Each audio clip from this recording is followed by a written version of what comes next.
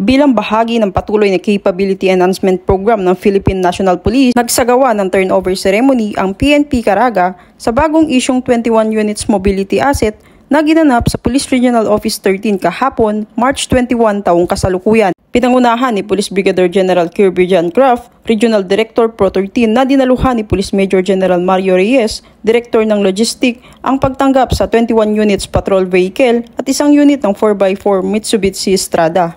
Ayon kay Police Major General Mario A. Reyes, Director ng Logistic, binigyan din niya ang kahalaga ng responsableng pangangasiwa ng mga patrol jeep at tinimok ang mga tauhan ng PNP Caraga na gamitin ng mabisa at mahusay para sa ikakabuti ng komunidad.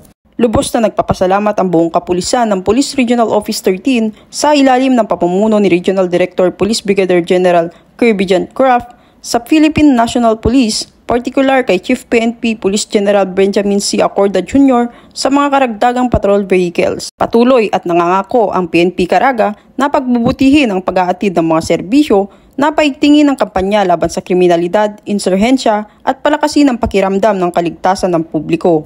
Mula dito sa Police Regional Office 13, ako ang iyong PNN Correspondent, Patrolwoman Karen E. Malilin, alagad ng batas, taga-taguyod ng Balitang Pulis.